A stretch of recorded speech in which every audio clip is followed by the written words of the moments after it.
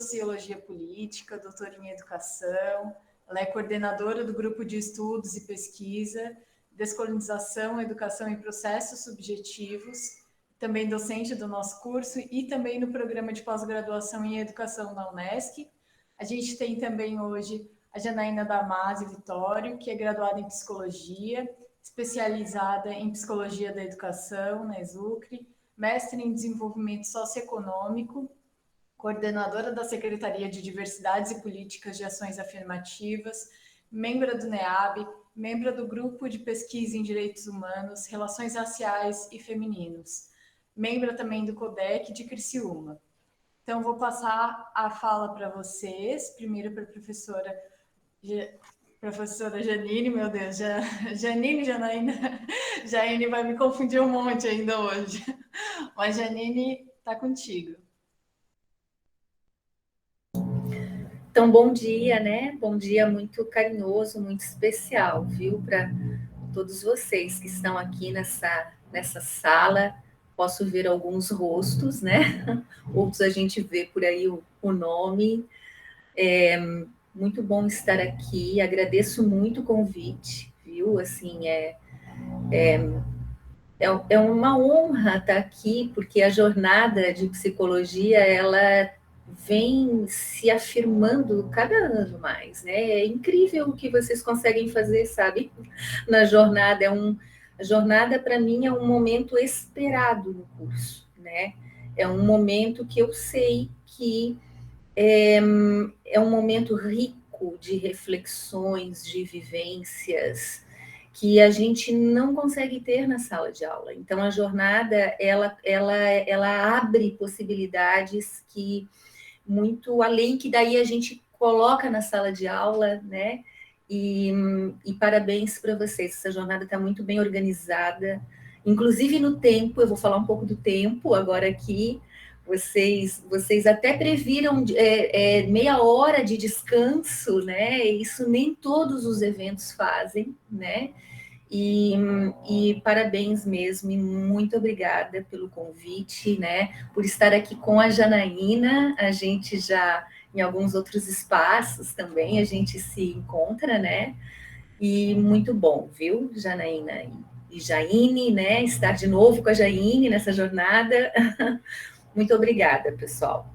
Bom, assim, quando a Duda me convidou, né, eu disse assim para ela, bom, esse tema, mas se vocês estão me convidando é porque vocês acham que eu tenho alguma coisa para falar sobre esse tema. Então, assim, eu vou fazer uma fala mais, vamos dizer, geral, de princípios gerais, né, a partir daquilo que eu faço, que eu estudo, a partir do que eu venho colhendo das falas aqui da jornada, né?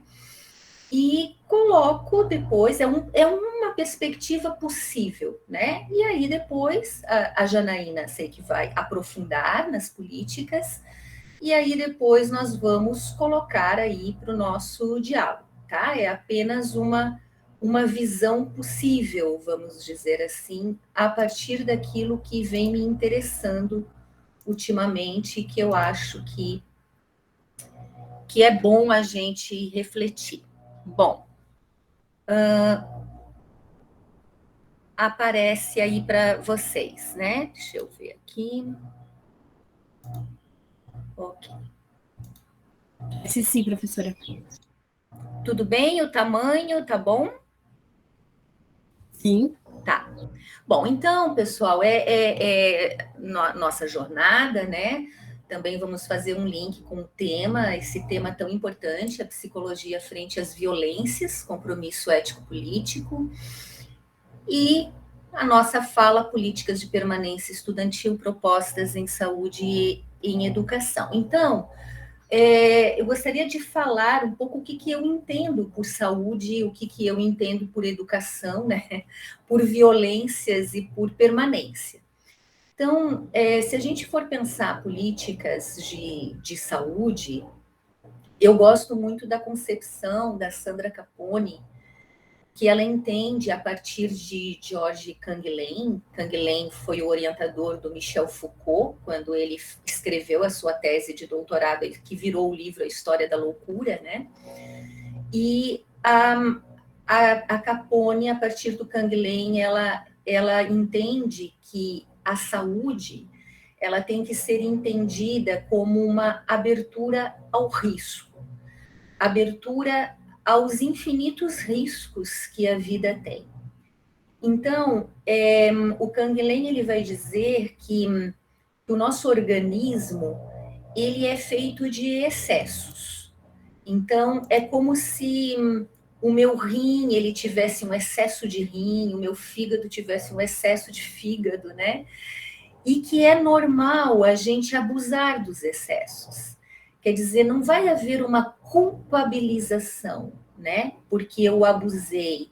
Não vai haver um julgamento moral em relação a isso. Mas é normal a gente abusar dos excessos. O que é a saúde? Bom, a saúde para ele é quando todos esses excessos e esses abusos dos excessos eles dão conta da gente responder às infidelidades da vida, porque a vida ela é cheia de infidelidades.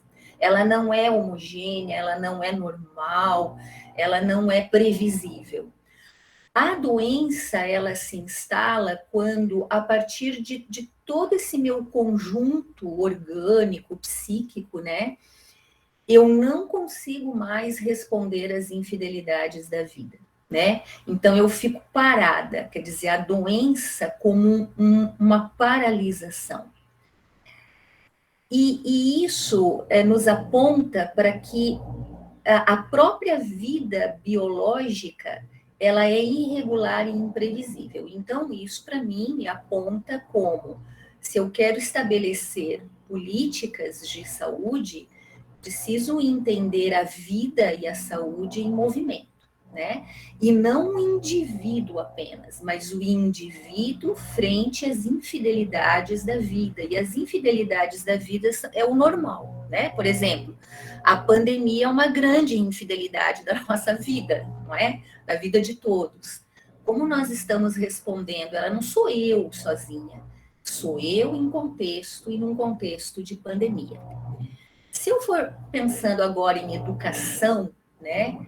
Em educação, eu penso educação como uma formação, né? Educação é formação e é formação humana. Ela pode ter especificidades, mas ela não pode perder essa questão que a formação ela é humana e o humano está sempre incompleto, como nos diz Paulo Freire. E como nos diz Paulo Freire também, a educação ela não é neutra, né? Então ela tem um vetor que a gente escolhe. Numa sociedade permeada por injustiças, por desigualdades, ela é uma sociedade cheia de opressões. Então, a educação, se ela se compromete com uma sociedade igualitária, ela precisa fazer frente às opressões, né? Porque ela é um vetor de formação do sujeito histórico-social, daquele indivíduo coletivo, sempre um indivíduo num coletivo, que se vê como sujeito histórico, fazendo a si mesmo e fazendo a história. Isso é libertador, né? Tira a passividade da pessoa, né? Então, isso quer dizer que a educação é como uma formação humana, ela não fica a reboque do mercado, né? Claro que numa universidade a gente forma profissionais, mas a gente forma profissionais pensando genericamente na formação humana, né? E o profissional, claro, tendo as técnicas que ele precisa, as habilidades, mas quem define o currículo desse profissional humano e humanizador não é o mercado, é a universidade autonomamente, né? E aí eu acho muito estranho como na nossa lógica liberal vai tudo para o indivíduo, né? É o indivíduo. Então, nas formaturas, a gente tem aquela coisa de que uma música para cada formando, né? Ou mesmo geral, e como toca aquela música, você é campeão, né? Você é campeão. Então, quer dizer, é uma coisa que é para o indivíduo. Então, claro, aí a gente pode pensar que quem não chega a se formar não é campeão, né? Então, ele não é um sucesso, ele é um fracasso, né? Então, veja, educação como formação humana libertadora não pode ser assim, né? Não é um culto ao indivíduo nessa sociedade competitiva. Agora, eu também não posso pensar em educação sem pensar no professor, né? Então, pensar uma mesa de permanência de estudantes, eu tenho que pensar também que do outro lado nós temos o professor. E essa figurinha está sendo tão massacrada, né? Antes de começar aqui, já estava dizendo, agora eu sei como é que é ser professor em época de pandemia, é tão difícil gerenciar tudo isso aqui, né? E politicamente, ultimamente, também o professor tem sido muito visado, né? Então, a exemplo da dialética hegeliana, né, do senhor e do escravo, eu não tenho o escravo sem o senhor, que é o senhor do escravo. Eu não tenho o senhor do escravo sem o escravo, que é o escravo dele. Eu não tenho estudante sem o professor e não tenho professor sem estudante, né? Então, pensar política de permanência do estudante é pensar no professor também, né? E aí eu gosto muito do educador espanhol Jorge Lajosa, e ele tem um livro, Ofício de Professor. E é muito bom, porque ele vai buscando, dando outros significados para as palavras, né? E ele vai dizer assim, que ser professor é mais do que uma profissão, é um ofício. Aos moldes do padeiro, do marceneiro, é um trabalho artesanal que se faz com as mãos, com todo o ser. É algo que alguém escolhe ser, a partir das vicissitudes e escolhas de sua vida. E aí ele vai trazer a palavrinha missão. Ele vai dizer que há uma missão de ser professor. Não missão como um chamamento idealista, algo que já nasceu com ele, eu tenho que ser professor, mas algo que se engendrou durante a vida e que se continua engendrando ao longo do seu ofício. Eu escolho cotidianamente ser professora. Fazer de sua vida uma forma de engajamento no mundo. Amar o que se faz e lutar por condições dignas para fazê-lo. Resistir à mercantilização da educação, ao modelo empresarial produtivista que a invade, implica em reflexão crítica sobre sua inserção como professor, seu preparo, sua relação com os alunos, sua implicação na vida deles. Eu posso dizer que ser psicólogo também é esse tipo de missão, que ser engenheiro, que ser professor de geografia, de biologia, que ser nutricionista, enfim. E a universidade é esse centro de formação, não é? De formação que a gente quer que os alunos venham, cheguem e permaneçam para que possam sair esse tipo de profissional. Mas vejam, falar de aluno é falar de professor, né? E quando a gente fala permanência, o que será que a gente quer dizer com permanência?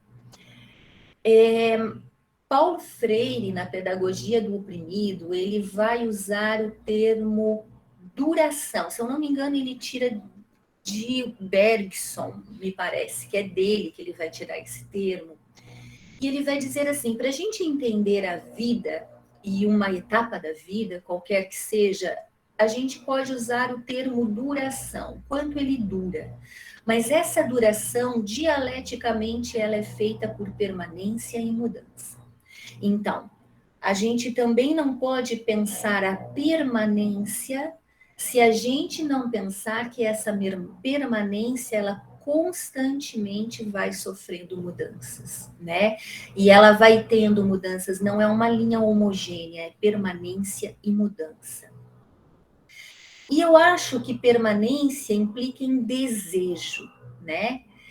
E eu perguntei para o meu universitário que eu tenho em casa agora, né, que é colega, continua sendo colega do universitário da Janaína, os nossos filhos estudaram juntos, né, no ensino médio, estão fazendo o mesmo curso agora, estão juntos na universidade, e eu perguntei para o meu filho, eu vou ter essa fala assim, na jornada, tu, como universitário, o que tu acha importante, né, para permanecer?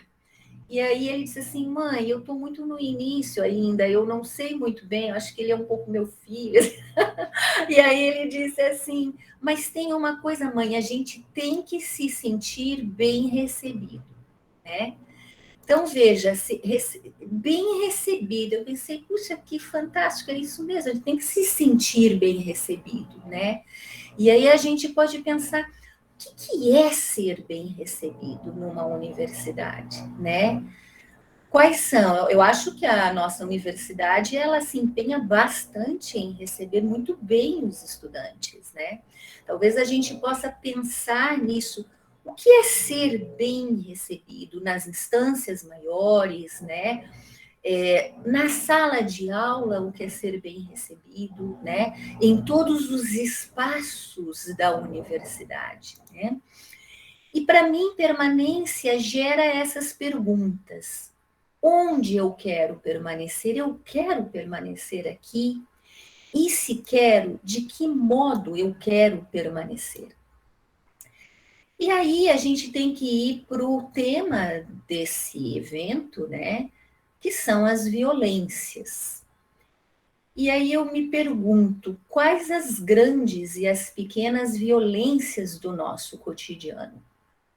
E aí eu fui captando, assim, do que eu consegui assistir, participar dessa belíssima jornada, né? E ontem a Ananda Figueiredo, ela nos falou da violência educativa ordinária, né? Daquele poder legitimado da violência para fins educativos, quer dizer, pequenas violências, mas que têm a intencionalidade de educar. E aí ela estava centrando na criança, né? E ela diz assim, essas violências, elas causam dor, medo, humilhação, vergonha. Elas eliminam a espontaneidade e o sofrimento é ignorado. Vamos guardar um pouco isso para encontrar mais adiante essas noções. A Zélia, nossa Zélia, ela falava também que silenciamentos são violências, né? E esses silenciamentos, né, eles geram, eles são em si uma violência, e também falava de como nós patologizamos os sofrimentos, né? Tudo é doença, e doença do indivíduo. A gente capta o indivíduo, tira desse lugar de permanência, né? E aí a questão, o problema é com ele. E aí nós podemos pensar também nessa dialética, né?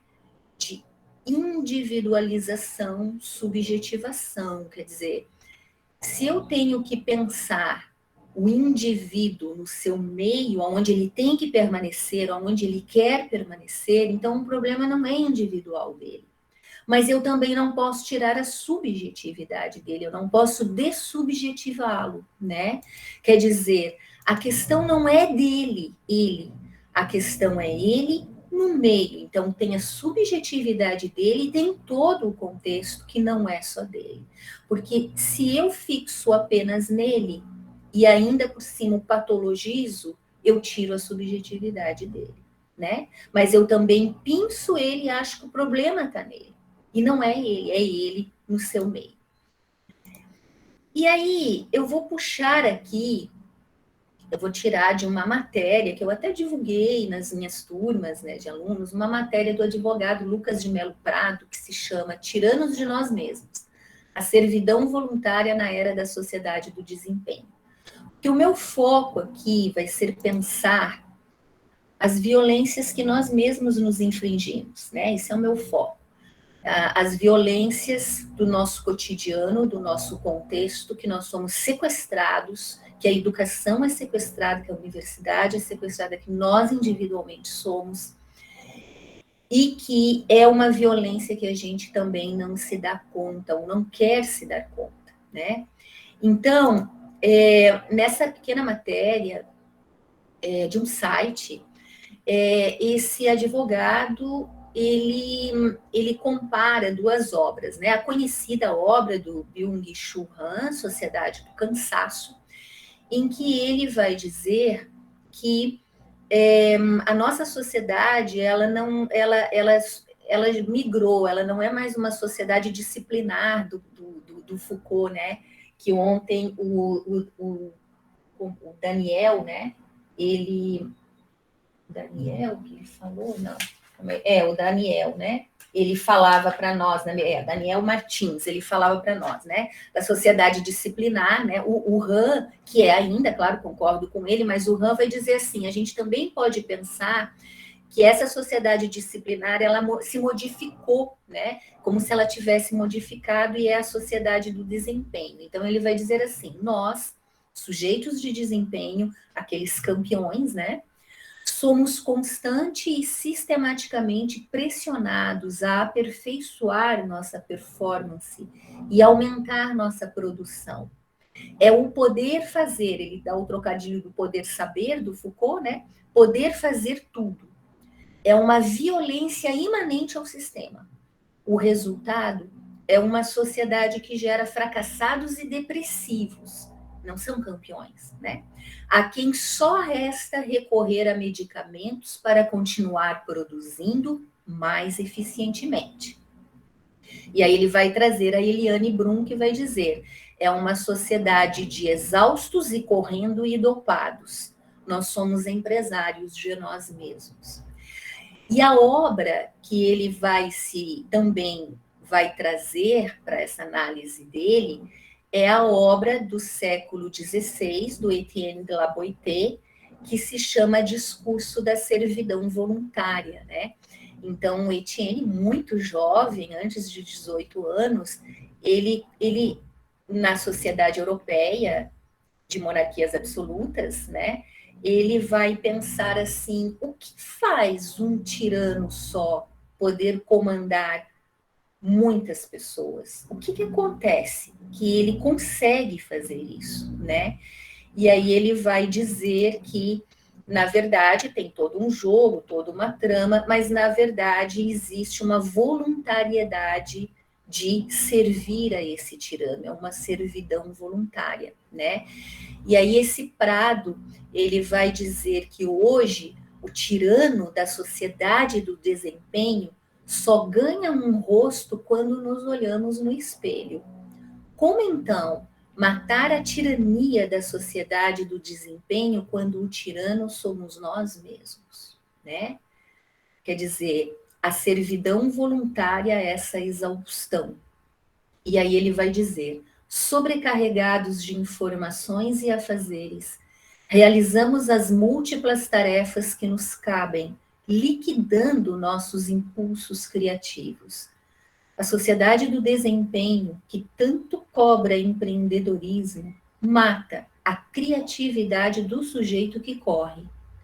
Han aponta que em nossa correria hiperativa, dispersamos nossa atenção em um esforço de multitarefas e perdemos nossa capacidade de atenção profunda, que é pressuposto das criações culturais. Na sociedade do desempenho, permitirmos o repouso é uma atitude revolucionária. É um exercício de desobediência aos imperativos tirânicos de produção que nos impomos. Se quisermos superar nossa condição de exaustos e correndo e dopados, basta não lhe darmos mais o combustível da hiperatividade incessante. Se a servidão é voluntária, a autonomia também o é. E aqui eu também lembro do Pedagogia da Autonomia do Freire, né? Não essa autonomia individualista, mas essa autonomia de levantar a cabeça e dizer: é isso mesmo que eu estou fazendo, é isso que eu quero, é isso que eu posso, né? E aí vamos lembrar daqueles fatores de violência, os efeitos de violência que a Nanda nos falava ontem, né? E ver se isso não está permeado no nosso dia a dia, mas de uma forma talvez até ignorada por nós mesmos, né? Quantas vezes nós não sentimos nessa correria hiperativa, né? Toda, nós não sentimos dor, né? Emocional, física, nós não sentimos medo. Quantas vezes nós não dormimos porque temos ansiedade das coisas que vamos fazer. Nós não sentimos humilhação por não termos conseguido, vergonha, nem digo das minhas dificuldades, né? Então, são coisas que não podem ser ignoradas. E aí, para a gente pensar a permanência estudantil, eu volto a colocar a questão: onde queremos permanecer e de que modo, né? Nós queremos permanecer aqui, mas como que nós queremos permanecer aqui? E a Clarice Pimentel Paulon, no primeiro dia aqui na jornada, ela nos coloca, nos faz a proposta de uma escuta outro-centrada, né? A escuta psicológica que não é centrada em mim mesma para avaliar o outro, mas é outro-centrada. Entendendo esse indivíduo com vários atravessamentos de idade, de etnia, de raça, de gênero, de sexualidade, de religião, né? De trabalhador, não é trabalhador, é estudante só ou não, né? Vários atravessamentos que as políticas precisam dar conta desses atravessamentos, que são dele, mas que são sociais, né? E a Priscila Santos, no primeiro dia também, ela lembrou o psiquiatra Frantz Fanon, quando ele falava, e fala isso, né, escreveu isso, que o colonialismo é adoecedor, né? Se a gente for pensar hoje na nossa servidão voluntária, a gente pode pensar que ela é adoecedora, né? E aí a Priscila faz o convite de nos colocarmos fora dos espaços sociais de reprodução, a gestão do sofrimento dentro do neoliberalismo, porque é disso que nós estamos falando, né? Desse sistema neoliberal que nos exige, nos sequestra. E nós temos que fazer a gestão do sofrimento psíquico individual, subjetivo, mas coletivo, social, que é dentro desse sistema, né? E ontem o Daniel Martins colocou: adoecer em um ambiente adoecedor é sinal de saúde, né? Não é que alguma coisa está errada com o indivíduo, é que alguma coisa está errada com o sistema. E a permanência estudantil, ela requer a gente pensar nele, no estudante, o professor que está do outro lado, né? E esse sistema maior, no qual as instituições de ensino, entre elas a universidade, está também a sofrer essas exigências, né? E esses sofrimentos. Então, eu acho, né, não sou eu, acho que vários pensam isso, mas acho que tem alguns desafios para a gente pensar a própria estrutura curricular, né?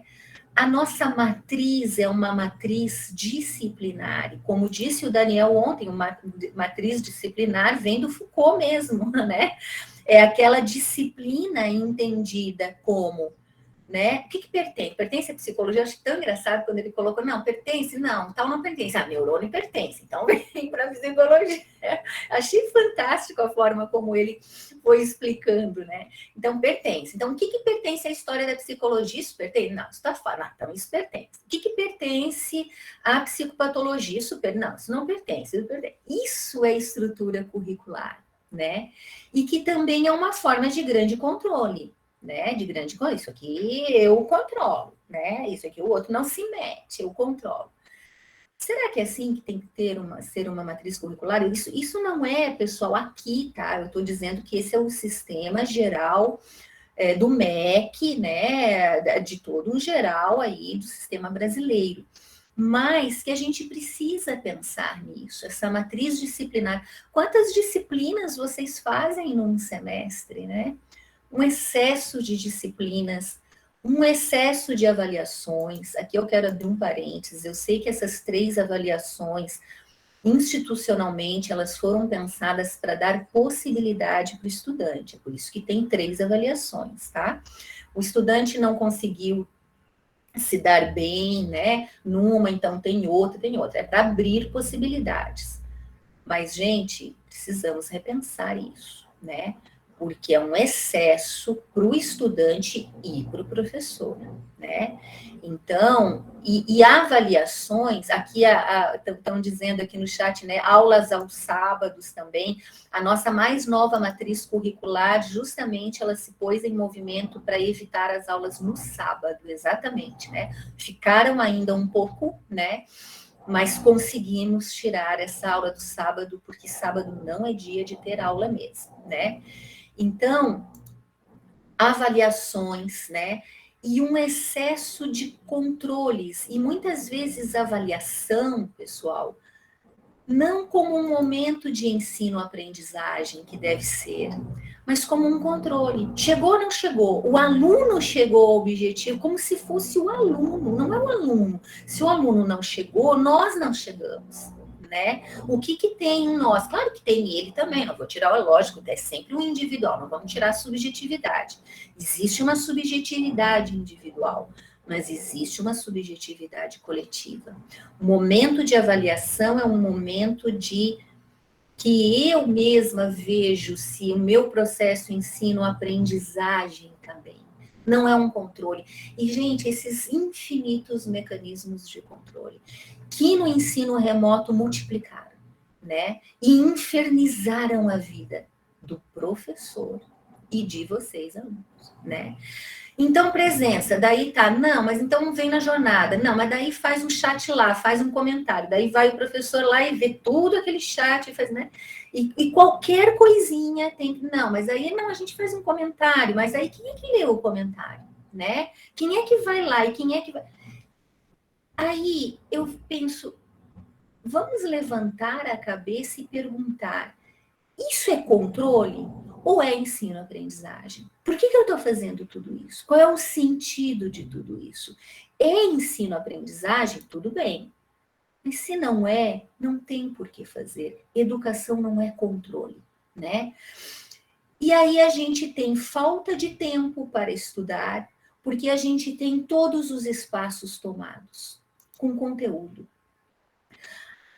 A gente não consegue dizer assim, não, ó, a aula que vem a gente não vai ter encontro, a aula que vem vocês façam as leituras, né? É como se o professor não quisesse dar aula, né? Eu faço isso, né? Mas eu fico pensando, será que o pessoal vai achar que eu não quero dar aula? Mas, veja, não, mas é porque a gente não precisa estudar, isso aqui não é uma ciência, a nossa profissão não é embasada numa ciência. Se ela é embasada numa ciência, a ciência tem que ser estudada. Não é uma questão de opinião, é uma questão de ciência, não é? Então, eu preciso estudar, isso está na base do estudante. O estudante, ele é estudante, ele precisa estudar, mas ele precisa ter condições objetivas, porque os nossos estudantes, a maioria, são estudantes trabalhadores, né? Então, essa noção, eu acho que a gente precisa pensar muito, né? E aí, voltando para a questão da saúde, né? Se saúde é se mover, e é conseguir encarar as infidelidades da vida, será que essa estrutura ela nos possibilita nos mover ou ela nos paralisa, né? Se educação é formação humana, será que essa estrutura está nos humanizando ou ela está desumanizando tanto estudantes como professores, né? E aí a gente poderia pensar em termos de permanência estudantil, uma estrutura não disciplinar, integrar conteúdos, que eu sei que no nosso curso a gente tá fazendo isso, já tem experiências de integração de conteúdos e de disciplinas, né? Avaliações menos, né? Avaliações como momentos de aprendizagem e não de controle. A gente pode fazer menos avaliações, a gente não precisa avaliar para controlar todo o conteúdo. A gente pode fazer avaliação sobre algum conteúdo, deixar alguns de fora, né? E avaliações, menos avaliações, e se aquela não está bem, devolve, a pessoa faz de novo a mesma avaliação, né? A gente pode pensar o tripé da universidade, ensino, pesquisa e extensão, claro, para os alunos que têm esse tempo, né? Aqueles que são trabalhadores não vão ter o tempo de fazer projeto de pesquisa e extensão, aqueles que não são, têm, né? Mas como espaços de engajamento e sentido, não apenas de suporte financeiro, né? Então, sei, tudo bem, eu preciso de uma bolsa, mas então eu vou dar sentido a esse meu projeto, não vou ir em qualquer projeto, né? Ele tem que ter a ver comigo, eu preciso dar um sentido para aquilo que eu faço. É muito importante também pensar em instâncias de suporte individual.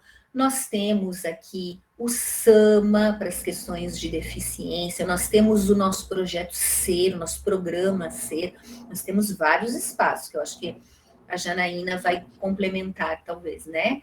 Então, instâncias de suporte individual também para o professor. Participação política é uma coisa importante na permanência estudantil, gente. Representação, né? Representação de turma, participação nas instâncias colegiadas, participação política é fundamental. Convivência, espaços de convivência, arte, né? As diversas formas de arte, contemplação, né? O não fazer nada, o contemplar, não ter sempre uma função para qualquer coisa que a gente faça, né? E o conhecimento como um desejo e uma paixão, né? Afinal de contas, quem está numa universidade escolheu o seu curso. Então, o conhecimento, ele tem que ser um desejo e uma paixão. Então, eu acho que a gente pode pensar em parar como um ato subversivo de resistência. A Jaqueline Gomes de Jesus, no primeiro dia, perguntava, né, para nós, quais as suas revoluções, né?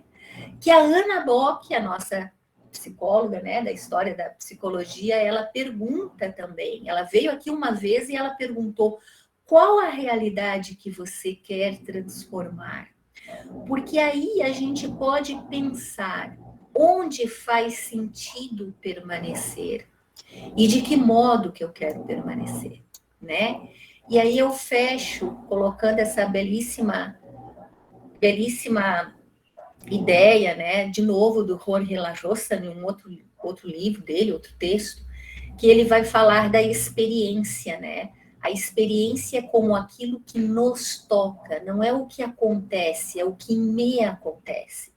Só que nessa vida corrida, cada vez menos coisas me acontecem. As coisas acontecem de montão, mas nada me acontece. Então ele vai dizer que a experiência é uma travessia, uma paixão. Ela requer um indivíduo vulnerável, aberto para a incerteza. Não é o indivíduo certo, seguro, muito pelo contrário. Então ele vai dizer, a experiência, a possibilidade de que algo nos aconteça, ou nos toque, requer um gesto de interrupção, um gesto que é quase impossível nos tempos que correm. requer parar para pensar, parar para olhar, parar para escutar, pensar mais devagar, olhar mais devagar e escutar mais devagar. Parar para sentir, sentir mais devagar, demorar-se nos detalhes, suspender a opinião, suspender o juízo, suspender a vontade, suspender o automatismo da ação, cultivar a atenção e a delicadeza, abrir os olhos e os ouvidos, falar sobre o que nos acontece, aprender a lentidão, escutar os outros, cultivar a arte do encontro, calar muito, ter paciência e dar-se tempo e espaço. Aqui são as referências. E muito obrigado. Acho que passei bastante do tempo, desculpa que eu passei, né? E paro por aqui então, gente. Obrigada.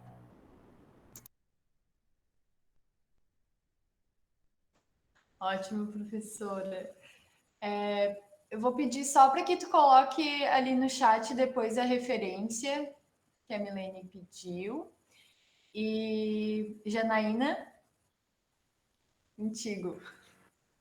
Nossa, bom dia, né, a todos e todas. Vocês estão me ouvindo bem? Primeiro, agradecer, né, muito, muito mesmo, pelo convite, né, dizer que eu sou egressa do curso de Psicologia da Unesc, então, é uma honra poder estar aqui hoje, né, e muito mais ainda, né, gente, a Janine foi minha professora na graduação, né? A professora Nerilza, que eu vi também aqui na sala, também foi minha professora, então me sinto muito feliz e muito acolhida de poder estar falando hoje junto com esse grupo, né, que a gente fala para nós mesmas, literalmente, né? A gente participa de tantos espaços, de tantas categorias, e vir falar para psicologia, assim, dá um quentinho no coração, como muitos têm dito, né? E que bom poder estar dividindo esse espaço com vocês na jornada e dizer, assim, que, primeiro, né, a Janine, ela é um bálsamo, né?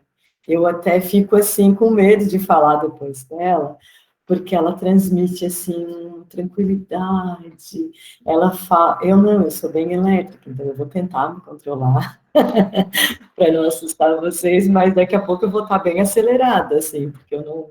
Mas que eu adoro, assim. Hoje, eu e a Janine, hoje a gente compartilha, né, Janine, dessa questão de ser mãe babonas de filhos da graduação, e para a gente é muito bom, né? Eu fiquei bem feliz quando eu soube que o Vitor e o Bruno estariam juntos, porque eles têm uma trajetória que já fizeram atletismo juntos, então, assim, e a gente fica sabendo, assim, um pouquinho do que a gente se aproxima muito mais, né, da realidade acadêmica quando a gente tem um filho acadêmico.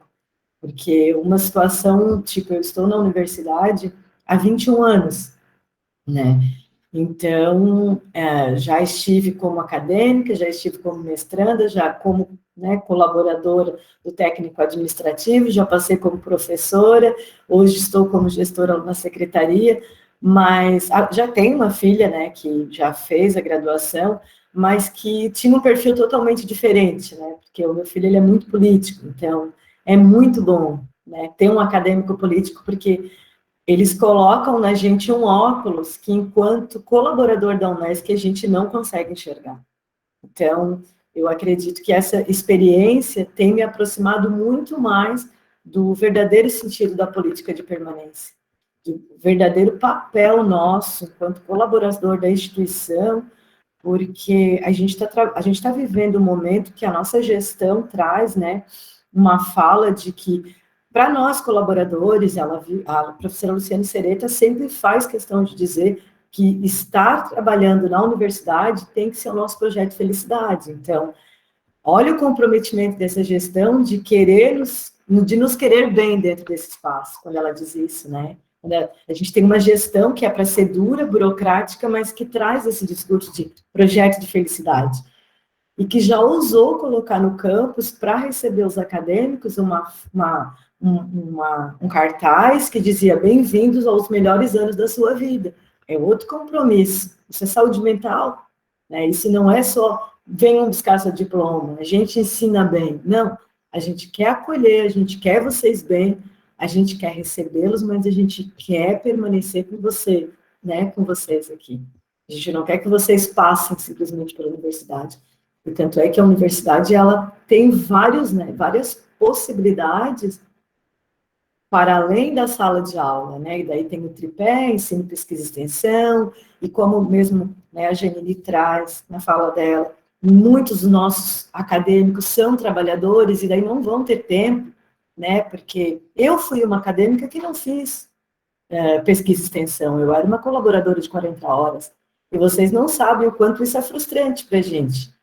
E, tipo, há 15 anos atrás, mesmo a universidade não tinha os espaços de inserção para esse acadêmico que hoje ela propõe, né? Porque, às vezes, formalmente, tu não está numa pesquisa, tu não está numa extensão, mas mesmo sendo trabalhador, tu tens um professor que, sala de aula, te insere nesse movimento. Hoje a gente consegue ter isso muito bem. Antes a gente não tinha, né, tanto essa visão. A universidade sempre teve uma visão holística.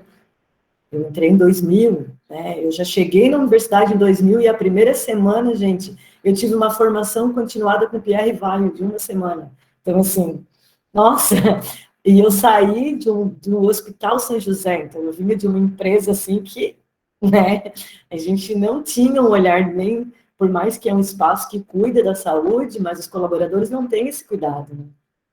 Não tinham, não sei como que está hoje, mas naquele período não. E daí eu venho para uma universidade que diz, não, tu vai parar de trabalhar uma semana, porque a universidade está passando, né? Estava reformulando a missão, estava trabalhando aquelas questões dos valores, e daí, tipo assim, a preocupação não é da universidade, nunca foi pegar os mestres, doutores, sentar numa sala e fazer o documento e entregar.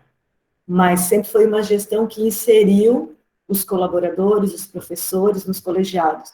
E hoje eu vejo isso de uma forma muito potencial e uma gestão que insere os acadêmicos nesse movimento, nessa construção. E isso é possibilitar a permanência. Porque a pergunta que a Janine fez para o Bruno, de o que é importante para ele se sentir, né, para encontrar na universidade, quando ele diz sentir acolhida, é fazer parte. É o aluno poder se sentir como protagonista da história da universidade. Vocês hoje estão fazendo a jornada, alguém começou esse movimento, mas vocês sabem que vocês têm a responsabilidade de fazer um ótimo trabalho, porque daqui a uns anos, quem vier vai olhar esse histórico, vão olhar essas gravações. Então, assim, é isso, sabe? É não passar por aqui simplesmente para pegar o diploma, né? É passar por aqui e trazer e deixar uma semente. Então, para mim, falar sobre permanência é muito importante porque é possibilitar tudo isso, né? Eu vou procurar aqui, deixa eu ver onde é que eu vou, porque eu nem sei mais como que eu faço para me achar a minha apresentação. É aqui nos 3 pontinhos, né, Janine? Achei. Eu tinha ido para o lugar errado. Como eu estava trabalhando. 3 pontinhos, uma... Não, não é 3 pontinhos, é isso. Eu acho que agora apareceu, né? Vocês estão conseguindo ver? Sim. Tá. Então, assim, antes eu começo a falar, e se deixar eu não paro mais, eu sei que a gente tem tempo, né? Então, quando me convidaram para falar de política de permanência estudantil, né, propostas em saúde e educação, que era o tema dessa mesa, eu fiquei pensando, bom, eu não vou falar pontualmente, porque falar sobre fazer uma educação, eu acho que a Janine fez isso de uma forma que eu nem me atrevo a entrar nessa seara, né, porque ela foi muito foi ótimo, eu falo, foi muito bom, porque é fazer educação justamente garantindo a saúde mental, né? E daí a política de permanência estudantil, eu vim com a incumbência de trazer isso numa perspectiva de como que a Unesc está fazendo isso, como que ela está dando conta, porque quando a Duda fez convite para mim, ela colocou, Jana, porque além da bolsa, né? Porque a gente sabe que a política de permanência da Unesc, ela traz política de permanência, de ingresso e permanência com sucesso, né? Porque não adianta a gente distribuir milhões de bolsa e a gente não garantir o bem-estar para que o acadêmico continue aqui. Então, O financeiro é importante? É importante, mas e a saúde mental dele? E todos os outros atravessamentos que a gente tem, como que a gente garante? Como que a gente faz, né? Então, eu trouxe aqui, e eu coloquei maior a Secretaria de Diversidades e o NEAB, porque são os núcleos que eu tenho maior inserção, né? Mesmo trazendo que durante toda a pandemia, agora, né, do mês lá de março até o mês de julho, eu estive no Acolher, né? Mas agora eu quero dizer para vocês que hoje é a minha estreia de novo na universidade, e eu estou igual uma caloura, gente. Eu quero saber como é que vai ser o meu primeiro dia depois de quase 2 anos fora da universidade. Confesso para vocês que essa noite quase nem dormi, vocês acreditam? Eu disse, meu Deus do céu, eu estou ansiosa porque eu vou voltar para a Unesc de novo, que coisa mais louca, né? Mesmo estando lá 21 anos, mas essa questão do home office, ele deu uma mexida, assim. Então, assim, a universidade, ela tem, eu trouxe aqui alguns setores que mais dialogam com a secretaria, né, e que, de alguma forma, trabalham essa questão da permanência. A professora Janine trouxe a questão do professor, eu trago a questão do colaborador, né, que também, né, que é o funcionário, e que também tem os seus atravessamentos e que também tem as suas questões que dificultam também a permanência enquanto espaço de trabalho, e a permanência da garantia dessa qualidade de acolhimento, de tudo isso que a universidade preconiza que a gente tem que fazer com os nossos alunos. Então, assim, a gente tem o âmago, né, que é um setor que agora vai atuar na mesma sala que a Secretaria de Diversidades. Então, assim, o âmago, ele é uma proposta do professor João Batanoli, que eu acredito que muitos de vocês conheçam, porque ele dá aula de psicologia também, né? Então, assim, o âmago, ele é um espaço que propõe eu digo que ele alimenta a saúde mental do trabalhador, né, do professor. Então, é um espaço que a universidade traz como, vão lá recarregar a bateria? É no âmago, que vão ter oficinas de yoga, meditação, tai chuan, e que propõe espaços, né, de troca, de conversa. É um espaço propício para isso. A gente tem o SAMA, que a própria professora Janine já mencionou também, que é a sala de atendimento multifuncional. O SAMA, ele é uma sala que a professora Zélia, que também é professora de psicologia, né, a Zélia, ela coordena.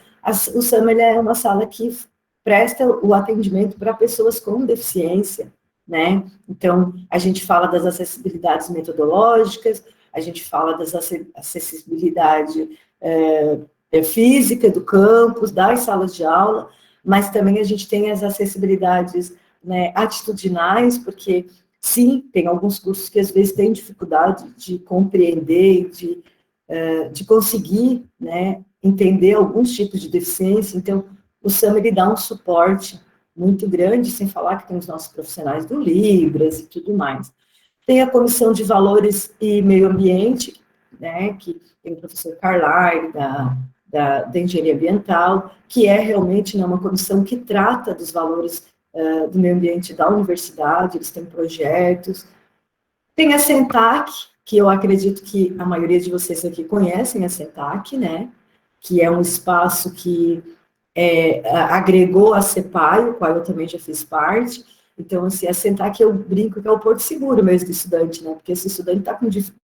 Se ele quer trancar, quando ele chega, ele passa por lá, mas quando ele quer sair, ele também passa por lá. E a SENTAC que vai fazer, ele segura o aluno e ele direciona para essas outras instâncias que vão tratar de forma mais diferenciada, né? Dependendo da situação do aluno, a SENTAC faz um encaminhamento. O Acolher, né, que é coordenado pelo professor Zonei, que também é professor da psicologia, que foi, assim, um presente que eu digo que eu recebi na pandemia, porque me propiciou a experiência da clínica de uma forma sensacional, então, me deu ferramentas para a secretaria, porque, né, me aproximou mais do acadêmico, das suas dores, e o Acolher, ele está aí para realmente, né, minimizar o sofrimento do aluno em várias instâncias. A pandemia, com a pandemia apareceram muitas situações, né, mas tinham muitas questões que já vinham de antes e que é ali que se atende. Eu vou falar um pouco para vocês mais pontualmente da Secretaria do UNIAB, tá? A Secretaria de Diversidades e Políticas de Ações Afirmativas, então, a universidade tinha esses setores que eu mencionei e outros que eu não estou mencionando, né, como o próprio SER, o Nuprevips, a universidade tem outros setores, mas eu acabei trazendo aqui setores propriamente só institucionais, que foram políticas que a instituição criou, né, porque o Nuprevips, ele tem um convênio com a prefeitura, o SER, ele é um cenário, né, ele é nacional, ele é do, né, estado, ele é de uma política. Então, assim, esses que eu trouxe são setores da universidade, por isso que eu trouxe propriamente eles. Então, assim... Jana, oi. só um pouquinho. Os teus slides não estão passando. É. Agora foi, agora está na missão da secretaria. Isso, agora passou. Deu? Passou. Então, tá.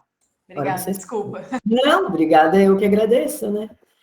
Então, assim, a secretaria, né, ela surgiu em 2018, né? A Unesc tinha o DID e tinha outras instâncias, e trabalhavam, né, de várias formas em conjunto. Então, veio a intenção de se criar um setor que, não que ele é o guarda-chuva, mas é que ele agrega todos aqueles trabalhos de uma forma que a gente pontua e direciona. Vou tentar bem resumir. Então, qual é a missão da secretaria? Promover o reconhecimento da diversidade e articular a criação de políticas afirmativas para a construção de uma cultura de paz. Então, a gente reconhece dentro desses outros setores que a instituição tem as diversidades que se encontram na universidade, porque as diversidades são muitas, né? E eu gosto aqui de pontuar que o nome é Secretaria de Diversidades, tem um S lá atrás, justamente para mostrar que a gente atua de várias, né, com várias situações. E criar políticas afirmativas, então é isso, é poder fazer trabalhos. Eu costumo dizer que a gente busca um diagnóstico, né, porque a gente faz escutatória, a gente faz grupo de estudos, então a gente busca diagnósticos para fazer apontamento para a gestão, criar esses setores, né. Então, qual é o objetivo geral? Criar e fortalecer uma política institucional que articule ações de caráter transversal e de indissociabilidade do ensino, pesquisa, extensão, gestão e convivência, porque aqui a gente traz também, né, a gestão e a convivência universitária, que promova a valorização da diversidade e da cultura de paz em diálogo permanente com a comunidade interna e externa. Então, aqui, eu gosto de pontuar que a gente tem a valorização da diversidade e a cultura de paz não pode deixar de estar junto, porque a gente trabalha nessa premissa, né? Não é a gente não tem a ideia de pontuar quem está certo, quem está errado, mas a gente tem a intenção de aproximar, dialogar e promover uma escuta, e promover o respeito. Então, isso se faz através da cultura de paz, né?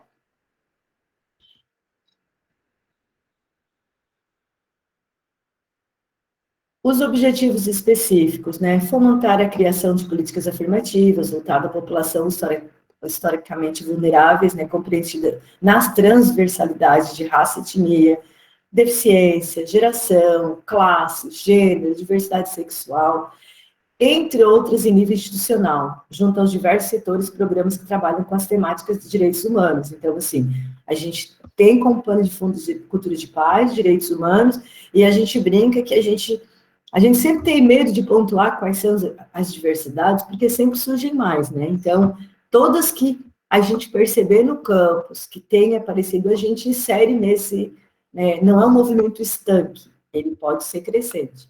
Então, organizar e disponibilizar um acervo que reúna informações sobre diversos projetos, programas e ações de valorização da diversidade, construir diálogo com os núcleos docentes, né, os NSDE, para revisão de ementa da disciplina, propondo a inclusão da temática da diversidade, direitos humanos, educação de direitos humanos, e daí aqui eu faço um recorte, porque depois do NEAB eu vou falar sobre, né, a Lei 10.000 e a 11.000, e daí eu quero que essa fala esteja lá presente, porque é importante a gente trabalhar junto com os NDEs, com os colegiados, e como diz a professora Janine, essa permanência tem que ser possível também para os professores. Então, o nosso papel nessa permanência seria poder fomentar no professor, né, um interesse na temática, mas também possibilitar que ele tenha acesso aos materiais dessa temática, né? Porque a gente sabe que quando a gente pensa lá no currículo da formação original, eu, quando fiz psicologia, não estudei diversidades, né? Como que hoje eu vou atuar na área? Então, e daí eu estendo isso para os outros profissionais, tem muitos professores nossos que não receberam isso na formação acadêmica.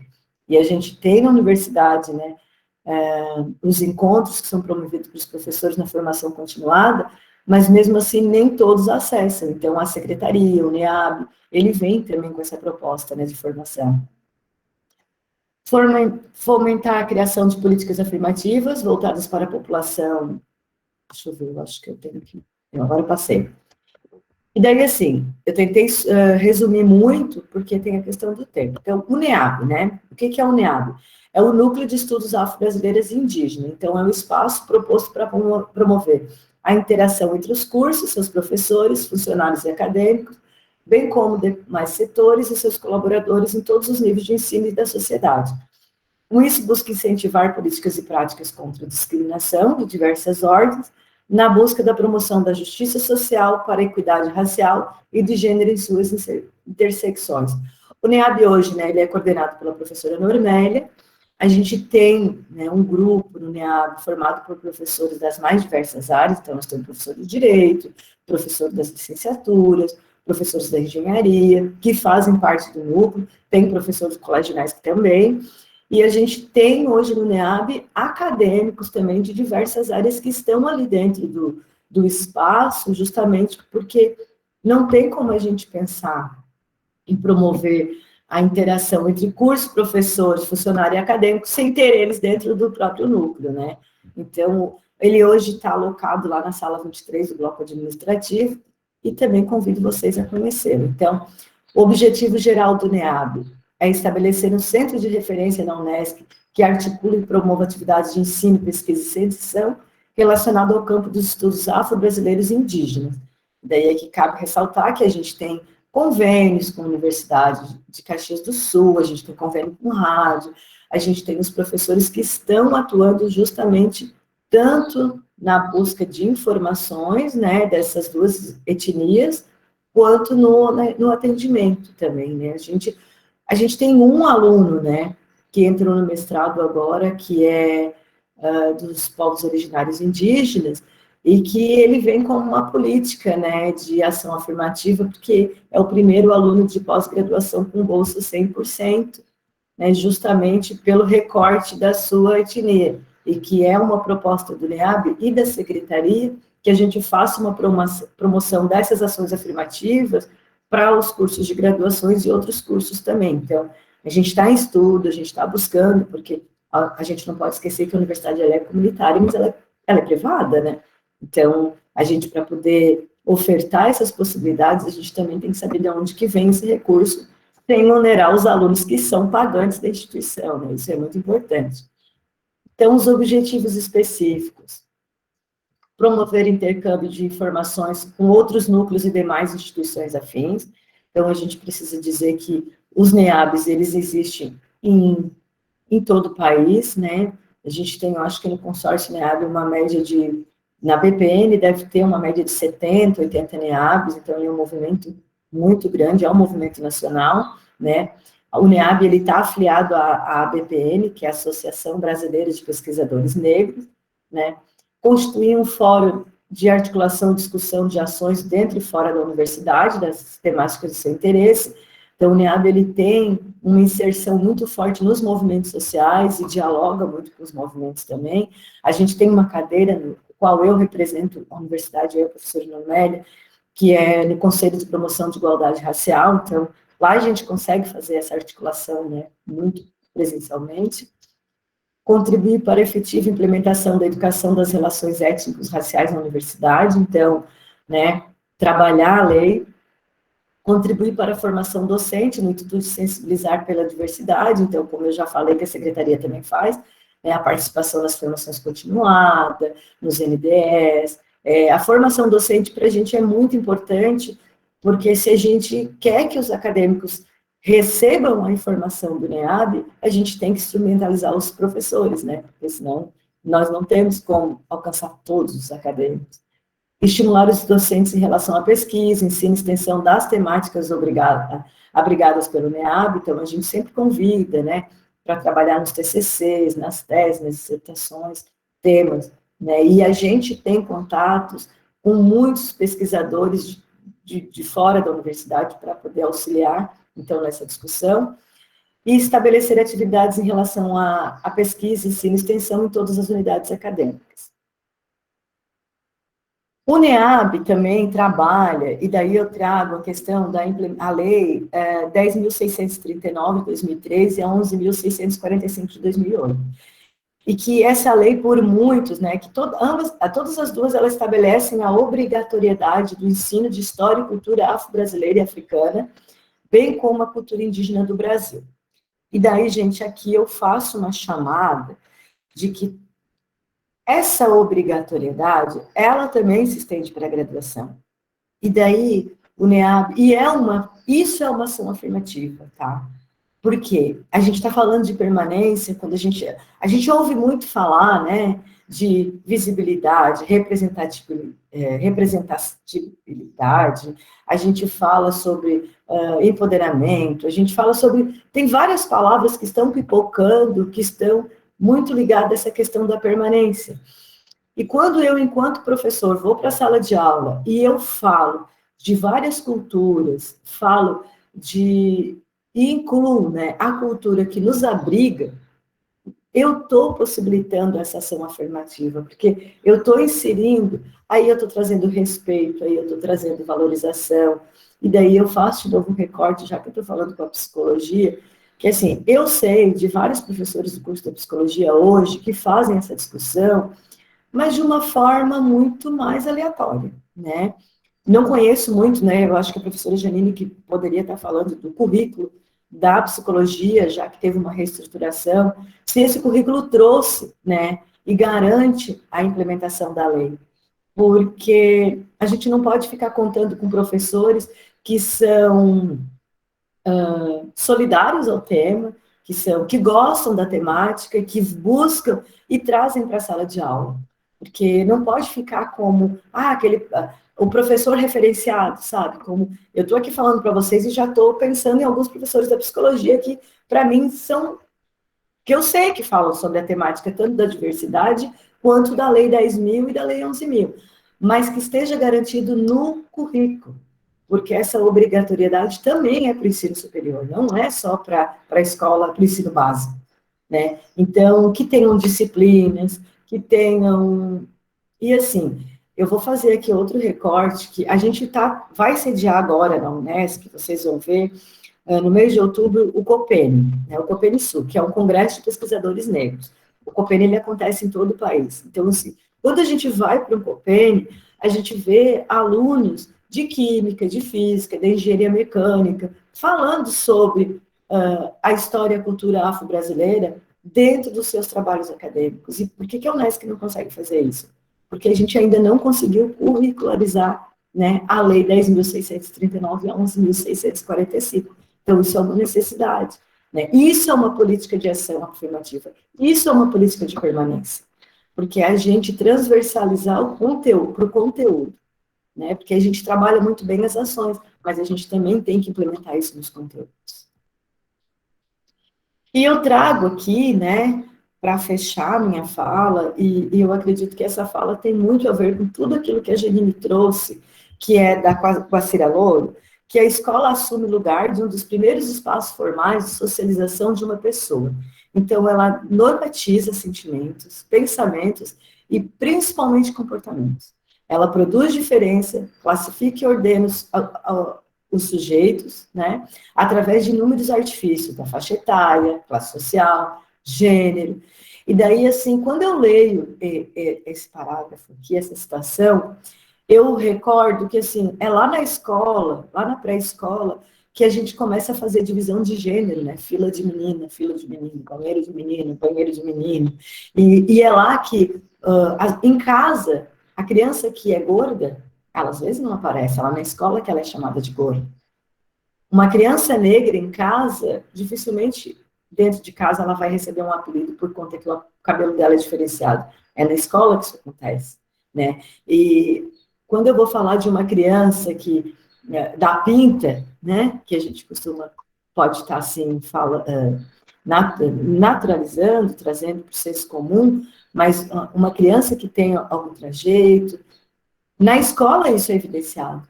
E daí, por que eu trago essa fala? Porque a universidade, ela também é a escola. Porque a universidade também oprime, a universidade também aponta, a universidade também normatiza os sentimentos no sentido de promover a exclusão. Então, cabe à universidade promover esses espaços em que a gente vá falar sobre, porque a minha colega lá da secretaria, a Rita, fala que se a gente não nominar, se a gente não falar sobre as questões, elas não vão desaparecer, né? Porque a dor, a Janine iniciou a fala dela, né, falando lá do mérito, do prêmio, do sucesso, e eu fecho trazendo para a dor, né? A dor, ela também é única. A gente não pode deixar a pessoa no sofrimento sozinha. Ela tem que vir para o coletivo, porque ela tem que ser minimizada. E esses passos de permanência da instituição, né, de ações afirmativas, elas vêm com essa intenção, de a gente poder falar sobre todas as dores, sobre os sofrimentos, para poder, quiçá, extingui-los, né? Que é o nosso sonho, né? A gente brinca, eu não queria tem que ter na universidade uma secretaria de diversidade, porque se a gente não tivesse necessidade de falar sobre, de minimizar, de ir para o Parque Altair Guide, né, em pleno domingo, sábado, fazer protesto, eu não queria ter essa necessidade. Eu queria que todo mundo se olhasse e se compreendesse e se respeitasse. Mas enquanto isso não acontece, né, é papel da universidade, sim, ter esses espaços, né, que promovam essas possibilidades. Então, eu trago aqui para vocês, né, os contatos da Secretaria de Diversidades, dizendo de novo que ela vai estar aberta a partir de hoje, né? Já está, porque a Rita já está lá no setor. Então, Secretaria de Diversidades, aqui tem um e-mail, secdiversidades@unesc.net, o nosso telefone. Nós estamos agora no bloco administrativo Sala 24. O NEAB tem aqui o e-mail, telefone, é no bloco administrativo ao lado da secretaria, e o NEAB tem o Instagram também, tá? E fica por aqui a minha fala, né? Agradeço mais uma vez, né, pelo convite, e é isso. Muito obrigada. Muito bom ouvir vocês, gente, muito bom mesmo, assim, pensar que existem pessoas que pensam, né, porque a gente sabe que dentro da universidade, desse novo ciclo na vida dessas pessoas que estão entrando dentro da universidade, né, que estão entrando muitas vezes em afastamento com a família, né, muitas pessoas saem dos seus lugares para ir para outro lugar e começar tudo de novo. A gente sabe que dentro da universidade a gente tem uma diversidade de demandas, assim, é muito difícil a gente falar de permanência estudantil e falar só em bolsa, né? E falar só enfim, é uma diversidade muito grande. A gente tem acadêmicos de diversos tipos, e é isso que a gente quer, né? A gente quer uma diversidade, a gente quer que a formação não seja uma forma, né, para esse sistema, né? A gente quer uma formação acolhedora, a gente quer uma formação que dê espaço para se apropriar desse espaço, né? Que dê espaço para criar sentido dentro da universidade, para a gente criar esse senso de que profissional que eu vou ser, né? Essa reflexão que a Janine trouxe no início, né? Qual a luta, qual profissional que eu quero ser, né? Para onde eu vou caminhar, assim, né? E eu vou ler aqui o que a Karen perguntou quando tu estava conversando ali, Janine. Ela perguntou assim: por mais que as universidades se coloquem nesse papel de humanização, como é resistir à sociedade que continua em busca de um diploma, de um status quo? E daí eu vou fazer um bloco de 3, tá? E a Michelle coloca também depois para a Janaína. Eu acho que tu pode responder primeiro, Janine, e depois eu faço as perguntas para a Janaína, pode ser? Então, é uma resposta em aberto, porque né, é exatamente isso que eu acho que é o desafio, né, de nosso, dos profissionais e dos estudantes e da universidade, né? A gente tem que conhecer muito bem o meio que nos envolve, né? A universidade, ela está num meio competitivo de outras instituições, né? E competitivo de que a lógica é formar o profissional para ter sucesso no mercado, né? E ele tem que dar conta daquilo que o mercado quer, né? E isso é exigido dos profissionais, mas é como aí eu busco Paulo Freire de novo, né? Se a gente se dá conta que esse é que esse é exatamente o mundo que a gente quer mudar, né? Porque a gente sabe que é isso que está no contexto das desigualdades. Essa tomada de consciência é fundamental, né? E não é sozinho, né? Eu acho que é essa a questão, né? Nada se faz sozinho para transformar, é sempre em coletivo, né? Então, se a gente tiver com essas reflexões entre nós, professores, porque nós somos sequestrados por isso também, os colaboradores, a Jaina lembrou muito bem, porque toda essa parafernália inferniza a vida dos funcionários, dos colaboradores, né? E dos estudantes, né? Se a gente souber que a gente está aqui para transformar, né? Não para continuar, é exatamente o contrário, é transformar, é ser resistência. Agora, o como, eu acho que é ter muito claro isso, é saber quando a gente não vai conseguir fazer, porque a gente tem que manter o emprego, então a gente muitas vezes vai ter que reproduzir, dependendo do lugar que a gente estiver, né? Estar em redes, estar em grupos, né? Para a gente poder fazer o que a gente puder, porque como profissional eu tenho que saber qual é o meu, né, a minha missão, que o La Roça dizia, né? Qual é a minha missão? Mas acho que essa clareza é fundamental. E o coletivo, sabe? Fundamental o coletivo. Bom, não fechei nada, só deixei aí em aberto uma questão, depois a Janaína pode continuar, né? Certo. A Michelle Bock perguntou: gostaria que a Janaína falasse um pouco sobre como os acadêmicos podem participar do NEAB ou da secretaria. Tem acesso ao processo de inscrição, quando ocorre? E a Karen Piveta perguntou: Janaína, tem algum projeto voltado para os alunos de imigrantes na Unesc? Então, né, Michele, o NEAB, até agora, no mês de junho, acho, né? Eu não sei se a Duda participou, fez uma recepção para novos acadêmicos. Então, eu deixei ali o contato do NEAB, eu não sei se pegou o e-mail, o Instagram, e tu pode entrar em contato, tá? Porque, sim, é aberto para participação acadêmica o NEAB, tá? Inclusive, esse é o primeiro semestre que abriu, e, assim, a gente está bem feliz porque a gente recebeu, assim, bastante interesse de alunos, bastante alunos interessados, e a gente tem trabalhado, o NEAB, ele está com a implementação de um museu virtual, que é o convênio que eu falei, que a gente tem com a UFPEL, com a universidade lá de Pelotas, né, Janine, UFPEL, e que, assim, o museu, ele, nossa, é um trabalho maravilhoso, e a universidade e o NEAB está inserindo materiais, a professora Lili tem me ajudado, né, está também no NEAB, que ela é do curso de História.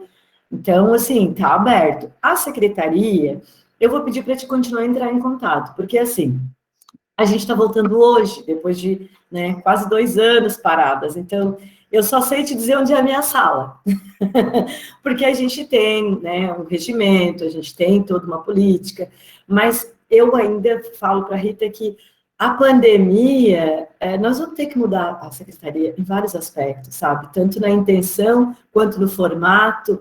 Então, a gente vai ter que reestruturar muita coisa da secretaria nessa retomada, porque as pessoas se reestruturaram, né? as cabeças se reestruturaram. Então, a gente vem muita coisa nova da secretaria por aí, mas eu queria pedir assim, né? Eu não cheguei na sala ainda, estou em casa. Então, assim, mas que a gente também tenha a intenção, sim, tá, de trazer a participação dos acadêmicos, porque não tem como a gente trabalhar só, né? A gente conversando. Nós somos em duas na secretaria. A nossa equipe é de duas, nós somos em duas, então a gente precisa, assim, como que a gente vai estar no campus, né, sendo duas pessoas? Eu tenho 40 horas e a Rita tem 20. Então, né, é quase que impossível. Então, a gente precisa, assim, ter esse colegiado para poder atuar. Ô, Karen, tu é a Karen do conselho, que eu estou vendo aqui. Eu não tinha te reconhecido, sabia? Sou eu mesma. Voltei agora para a graduação na psicologia. Ah, que legal, seja bem-vinda. A Karen é minha colega do Conselho da Pessoa com Deficiência. A gente trabalhou bastante tempo no Conselho juntas, né, Karen? Sim, sim. Né? Então, assim, Karen, tem um projeto, sim, voltado para alunos imigrantes. Assim, ó, tem a Escola de Imigrantes, tá? Que é um projeto com a professora Michele, né, Stakowski, que ela é professora no curso de História. Então, meu filho faz parte desse projeto. Então, assim, a Escola de Imigrantes trabalha com os imigrantes aqui da região. E daí, claro, os alunos imigrantes, né, que têm interesse também acabam participando. Mas é um projeto bem interessante para te conhecer, assim, se tu tem interesse nessa temática. Não sei se era isso que tu queria saber, assim. O Arthur está com a mão levantada. Oi, pessoal. Eu jurava que eu estava com a câmera ligada. Eu sempre, nas palestras, gosto de ficar com a câmera ligada para o pessoal ter alguém, sabe, essa interação. Daí eu fui levantar a mão e percebi que não estava. Enfim. Juntando aqui com a fala das duas, eu fiquei pensando numa coisa que eu já passei pelo CA também. E era uma coisa que já aconteceu muito de pessoas irem até o CA dizer: vocês me dão alguma bolsa? Assim, né? E, bem, tem algumas questões, algumas viabilizações que a gente pode ajudar, mas é interessante esse movimento, que é um movimento de internalização de que a instituição, ela é um pai, um paternalismo, certo? Um paternalismo frente a esses estudantes que estão institucionalizados, né? Então, tanto na fala da Janaína quanto na fala da Janine, e isso, por isso que a minha pergunta é para as duas, né? Eu percebo que existe essa proposta constante de mudar essa situação para que os estudantes eles sejam ativos na sua formação, né? Mas ainda assim a gente vai receber muito essa demanda, né, de que a instituição tem que ir até você, o CA tem que ir até você, o DCE tem que ir até você, e não que seja aberto um caminho de conversa direto. E isso é uma coisa que, bem, exige de muitos, né? Não é só uma pessoa, duas, e individualizando essas relações, mas é uma teia que vai possibilitar a permanência. Bem, estou fazendo um resumo do que eu interpretei da fala de vocês, né? E essa é a minha pergunta, né? Como a gente pode pensar além disso, desse paternalismo?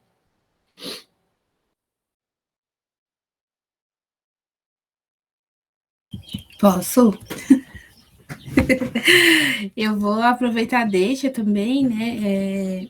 E eu chamei as duas, a gente chamou as duas propositalmente, foi pensado. Porque o que a Jana vem trazer depois da Janine é dar sequência no que a gente entende pela violência institucional, né?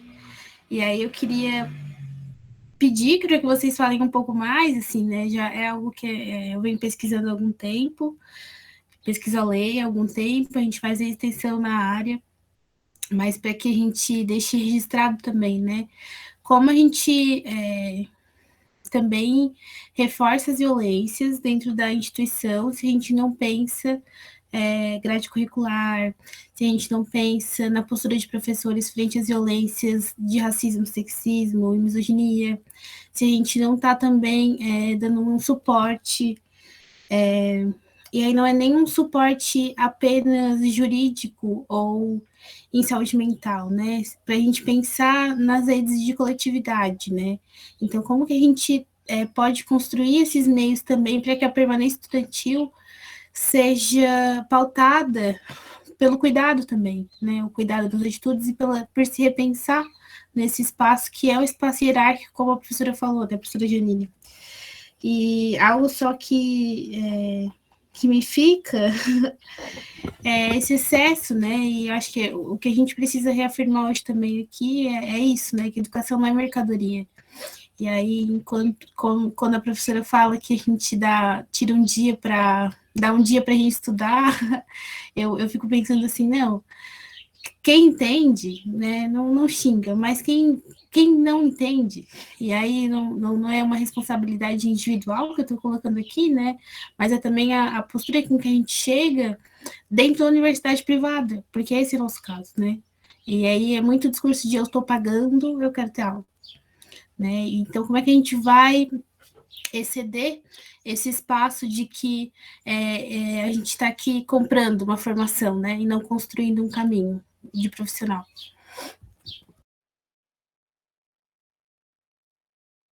Deixa eu pegar esse gancho da Duda, assim, para falar que a tua última frase responde o que, eu não sei o nome dele, eu esqueci, telejornal da psicologia. Arthur. O Arthur, desculpa, Arthur. Que o Arthur, né, colocou, sabe, Arthur, porque eu faço questão sempre nas minhas apresentações de dizer, olha, a Unesco é uma universidade comunitária, mas ela é uma universidade privada. A gente não pode esquecer. E, assim, a partir do momento que a universidade cria uma rede, né, e que, gente, Secretaria de Diversidades e Políticas de Ações Afirmativas, no Estado, a única universidade privada que tem esse setor é a Unesco, depois é a UFSC. NEAB, além da Unesco, tem no UDESC e na UFSC. Eu acho que a FURB tinha o NEAB, eu não lembro se ainda existe, mas lá existe um misto de federalização, né? Então, assim, a gente está olhando para uma universidade que é muito, né, corajosa quando pega instâncias que são de cunho federal e traz para o privado. Por quê? Porque lá é um regimento, lá é um acordo, lá os alunos não pagam, vamos dizer assim, porque a gente sabe que tem pagamento, mas não sai do próprio bolso diretamente. E aqui a gente está lidando com aqueles alunos que concordam, que acham isso importante, mas a gente tem uma grande maioria que isso saiu, quando a secretaria foi lançada, no outro dia mesmo saiu nota, sabe, redes sociais. Como assim vão pegar o meu dinheiro e vão pagar profissionais para ficar lá cuidando dessa gente? Não era nem para estar aqui, a gente recebeu essas notas, e-mails. Então, assim, existe uma questão, o capitalismo, né, que está aí, e que é um enfrentamento da gestão por acreditar que não é só da Bolsa. E que daí, Arthur, quando a gente pensa nessa cultura de que os alunos não compreendem o espaço, os centros acadêmicos, como um espaço para construção, transformação, fortalecimento, e sim como uma tesouraria, onde eu vou buscar um recurso para minha manutenção, é porque muito tempo isso foi, sabe, divulgado. Sabe, universidade, qual era... E assim, ó, eu não estou condenando, mas é um olhar diferenciado quando a proposta da universidade era falar assim, ó, gente, a universidade, mais de 60% dos alunos da universidade têm bolsa. Isso era o grande mote da universidade. Era ter mais de 60% dos alunos com algum tipo de incentivo estudantil. Mas e daí? Isso só garantia permanência, não tinha evasão? Então, a gente não ouve mais esse discurso, a atual gestão não faz esse discurso, evidenciando o percentual das bolsas, e sim faz o discurso, evidenciando o coletivo que está atuando para a saúde mental, né, para a permanência desses alunos, e daí é porque é cultura, a gente tem que transformar. E a gente não pode esquecer que a gente está vivenciando um momento político de que a gente vai ter sempre um a favor e 30 contra. E que a universidade está nessa briga. E a gente, quando veio para cá, quando venho para cá, divulgar esses espaços, falar desses serviços, evidenciar a importância dele, justamente não é só para dizer que a gente tem, é para contar com que vocês venham também, né, contribuir, fortalecer, porque a gente também conta com a nossa permanência. A gente também conta com a nossa sobrevivência. Ou vocês acham que durante esse 1 ano e pouco que eu fiquei no acolher, eu não, todos os dias eu pensava, meu Deus, será que a secretaria volta? Será que a secretaria vai sobreviver? A gente lançou a secretaria em 2018, gente, Bolsonaro foi eleito depois. Ai, não sei se eu podia falar o nome dele aqui. Então, assim, essa minha fala diz muita coisa. Então, essa a opressão política que a gente tem vivido nas nossas vidas por conta das diversidades, a gente também tem vivido nos espaços que trabalham para fortalecer esses movimentos. E daí tem isso vai continuar acontecendo. Eles vão continuar procurando o CA, não para dizer que não estão se sentindo bem, mas para dizer que quer que alguém pague a mensalidade dele. E é isso que a gente quer mudar. Eu tô de cima para baixo. Tá, eu vou de baixo para cima. Emily, acho que teu microfone tá... Obrigada. Não só comentando, né, acho que é isso, nossa, né, eu não tinha pensado em todas essas ligações, né, e vejo agora como é fundamental a curricularização, né, porque, claro, não adianta uma secretaria, um NEAB, se nós não temos a curricularização, não pode ficar da boa vontade de professores, né. Acho que isso é fundamental a gente avançar como estrutura e como política de permanência, né? De questões de gênero, de raça, de classe, de sexualidade, de tudo curricularizado, né? E também a questão, sim, das bolsas, né? Às vezes chega para a gente, assim, bolsa de pesquisa, né? Porque quer uma bolsa aí, né? E aí a gente tem experiência de pessoas que só querem a bolsa, mas que não entenderam que tem que fazer um projeto de pesquisa, que tem que atuar num projeto, né? Então, isso também não, eu acho que é essa mercantilização que está no sistema, não é? Que a nossa universidade, acho que enfrenta bem essa questão, né? Mas que está na cultura, e como é dito aqui também, numa instituição tem diversas forças, né? Claro, todas as forças da sociedade estão numa instituição, né? E é uma questão cultural mesmo, né? A educação não é um produto, né? Nós não estamos à venda, não é verdade? Os alunos não estão pagando os professores e os funcionários, os alunos estão pagando por uma educação, né? Então, ninguém é funcionário de ninguém, né? Então, na verdade, se eu tenho a docência como uma missão, e depois a gente tem a psicologia como missão, né, em qualquer lugar que a gente esteja, a gente não é funcionário de ninguém, né? Então, é essa questão institucional, né, maior, né, de institucional, eu digo de que está institucionalizado na nossa cabeça, né, na nossa cultura, que é o que está aí, né, a educação no sistema neoliberal, e cada vez mais é um produto. A gente tem que fazer o enfrentamento disso, né? A gente já faz, né, mas tem que avançar. Obrigada, viu, pelas reflexões. Que maravilha ouvir vocês. A gente vê assim que realmente as referências que se tem na busca pelo centro acadêmico, na busca pelo DCE, são questões geralmente financeiras, assim, mas a gente também recebe bastante demandas relacionadas a esse bem-estar, né? A esse bem-estar dentro de sala de aula, a esse bem-estar dentro da universidade, né? A essas microviolências, né? Essas opressões cotidianas que vão acontecendo. A gente ainda, infelizmente, a gente tem muitas questões, né, a serem resolvidas de forma coletiva, não de forma individual, de forma coletiva, de forma com a abertura do diálogo, né? Porque eu acredito que o diálogo é a forma de transformação, de entendimento, né? A gente precisa da resistência, mas é o diálogo que vai movimentar, né, as coisas e fazer a transformação. Deixa eu ver se tem alguma pergunta assim. E realmente, né, a gente está aqui, a gente tem que falar, Janaína. Eu acho que a gente pode sim se posicionar, né? Entendo o papel que a gente ocupa, né? Entendo os cuidados que a gente tem que ter, mas acho que está evidente, né? Já está bem claro, já está explícito.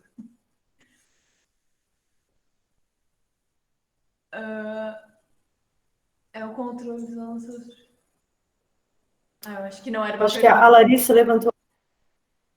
Isso. Larissa, pode falar. Eu achei muito interessante. Estão me escutando? A colocação da professora Janine em relação aos professores não são os nossos funcionários. Eu vim de escola pública, então na escola pública é uma realidade totalmente diferente, assim. E eu vejo muitas pessoas que vêm de escola particular achando que o professor é funcionário deles e colocando o professor em uma colocação de tipo, você não é superior, a gente é superior, sabe? E eu sou muito chata em relação a isso, porque eu comprei muitas brigas na escola pública, até com deputado, em relação aos professores e aos estudos. E eu queria dizer que eu tenho interesse nos projetos, mas não por conta de bolsas. Assim, participar de projetos, sabe? E nada a ver com bolsas. Não sei se pode, né? Por isso que eu também quis falar. Então, só complementando, né, Larissa, acho que sim, e é muito importante isso, ninguém é superior a ninguém, né? Cada um tem o seu lugar, na verdade, né? O professor vem de uma cultura autoritária achando que ele é superior, ele não é superior, ele apenas ocupa um lugar institucional que é ele que tem que ocupar, né?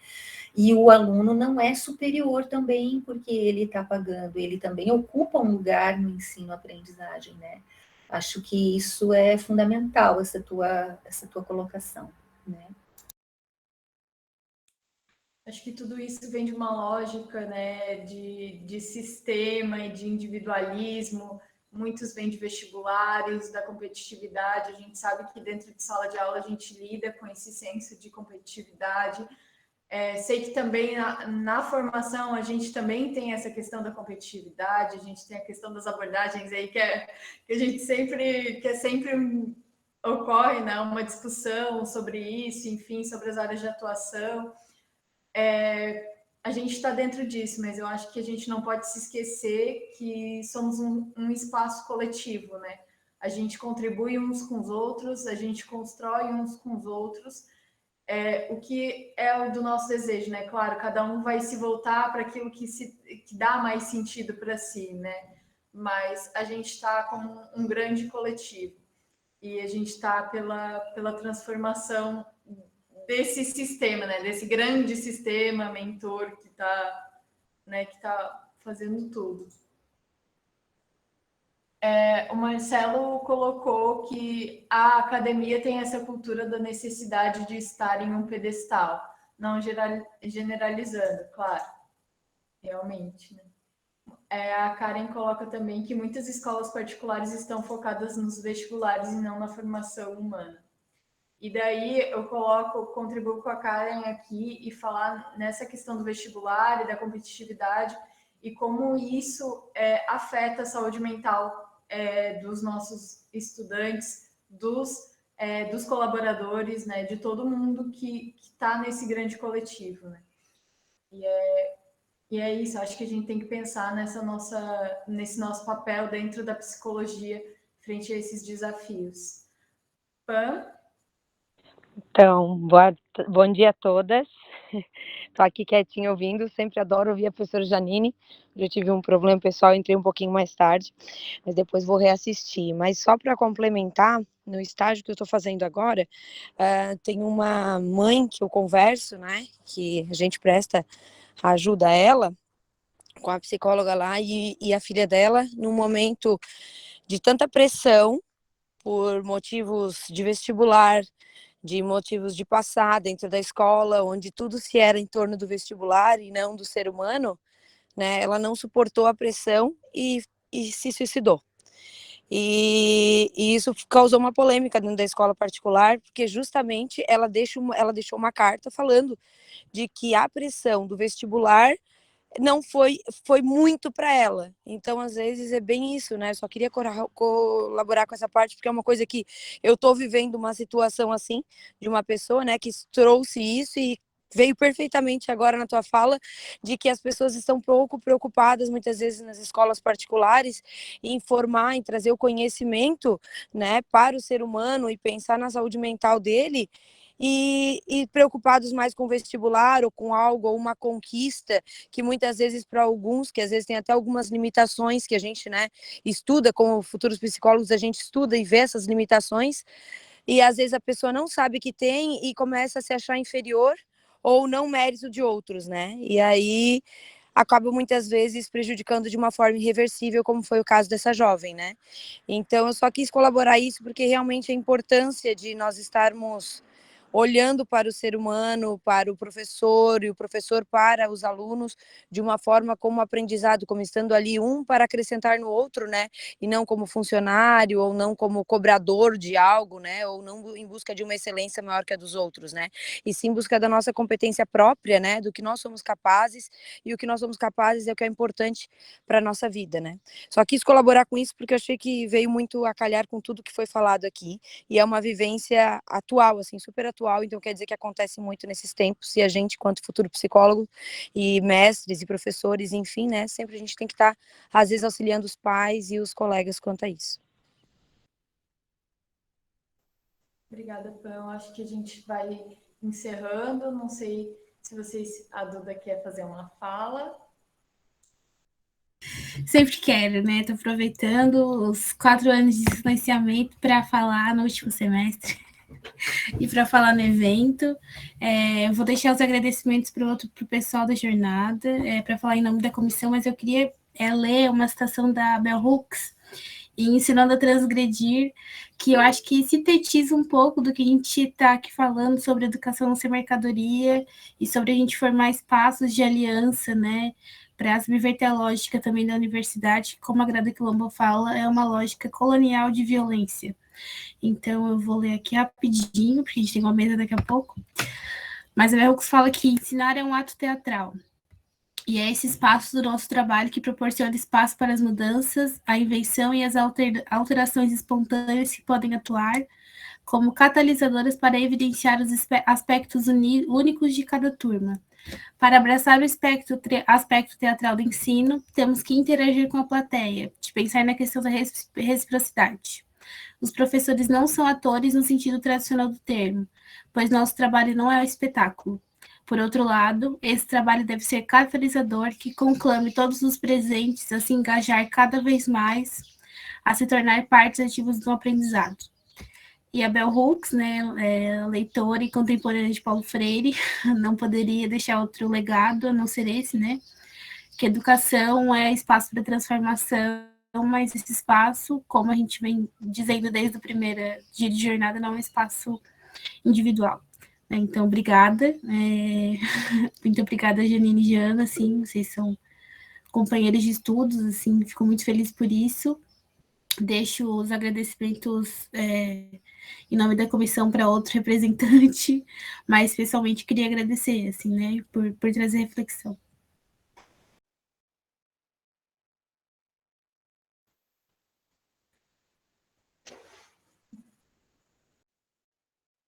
Acho que é Milene, né? Rapidinho, que a gente tem outra vez só. Olá, bom dia, pessoal. Então, eu entrando nessa jornada da Unesc, né, com os meus 45 anos, venho a realizar um sonho juntamente com vocês. Quando eu tinha 20 anos, eu dei prioridade à escola minha filha, à formação dela. Então, hoje, eu cheguei na Unesc muito simples, modesta, e a senhora disse assim, é para ti essa inscrição? E a minha filha disse assim, não, é para minha mãe. E eu fiquei um pouco sem graça, assim, porque eu vi tantos meninos e tantas meninas ali, né, naquela sede de poder iniciar um curso, poder desenvolver, e eu pela uma realização de um sonho, sim, de fazer parte, de conseguir, sim, a auxiliar a Unesc em processo da ciência, em desenvolver esses aspectos do conhecimento humano, que eu acho riquíssimo, e fazer parte. Agora, de que forma nós vamos conseguir isso, vai partir de cada um de nós, dos nossos objetivos, dos nossos desejos, dos nossos empenhos para a nossa vida. Eu acho que sempre há tempo e forma, independente da forma como iremos pagar, né? Os professores estão aqui para cumprir, fazer a sua parte e nos enriquecer. E hoje eu agradeço a Janaína, a Janine, por ter passado os livros. Eu gosto muito de ler, eu amo a leitura, eu digo que a minha casa é uma biblioteca. Então, eu quero fazer esse agradecimento a vocês, a essa comissão toda que preparou, que é a primeira vez que eu participo, e estou muito honrada por estar aqui com vocês, fazendo parte dessa jornada, tá? Um bom dia. Obrigada, Milene, por compartilhar com a gente. Gente, eu quero agradecer muito, Janaína, Janine, por estarem com a gente. É a primeira vez que eu faço uma mediação. Já fiz uma jornada, mas não fiz mediação. Então, assim, é muito bom para mim estar nesse lugar e conversar sobre isso e que sejam vocês que estejam comigo nisso. Então, tipo assim, muito obrigada por essa experiência. Que a gente siga, né? Que a gente siga forte, que a gente siga com uma rede de apoio, assim, bem legal, e que a gente continue olhando, ou que a gente comece a olhar para quem está do nosso lado, quem está nesses espaços com a gente, né? Acho que o Arthur vai fazer o agradecimento final. Bem, não sei nem o que falar depois de todo mundo aí. Obrigado em nome da jornada, pessoal. A participação de todo mundo, continuem participando. Hoje à tarde vai ter apresentação de trabalho, à noite vai ter outra palestra. Até sexta estamos aí. É isso aí. Vamos continuar essa jornada. Obrigado aos palestrantes, né? Foi muito boa mesmo. Gente, não saiam da sala que logo a gente vai ter uma outra mesa, né? Bem lembrado, gente. Ainda aqui nesse link, tá bom? Então... caso a gente tenha... São boas. Ontem já foi assim, né? Foi quase até 10 horas, hoje novamente. Então a participação do pessoal tá muito boa mesmo, né? A gente pede desculpas, porque o espaço era também pra gente levantar um pouquinho, alongar, então quem sabe a gente deu uns 5 minutinhos, um tempo reduzido, só para beber uma água, sair da cadeira, né? Que é importante, a ergonomia. Mas voltem. Isso. Mas certo. Voltem para ouvir a Patrícia e o Rafael, que também vai ser bem legal, tá? Isso. Certo, beijo. Beijo, obrigada, gente. Muito obrigada. Até já. Obrigada. Beijos, tchau, Janaína. Jaine. Tchau, Jaine, tchau. Gente, eu vou sair, porque como a 1h eu tenho que estar de volta aqui, então eu não vou poder ficar agora. Eu estou me deslocando para a Unesc, tá? Então eu estou indo para a secretaria, quando chegar lá eu entro novamente. Eu vou ficar para assistir todos vocês. Tchau, beijo. Em todas, Milene, arrasou. Até mais. Maria Antônia já está aqui. Maria, eu vou ao banheiro, pegar um café e já volto. Tá. Tranquilo, eu vou me respirar fundo aqui, porque eu tô um pouquinho nervosa, como a Jaine foi a primeira vez, eu também sou, então... Capaz, né? Qualquer coisa a gente tá aqui para dar uma força. Arthur, segura aí para aceitar a solicitação, depois a gente reveza.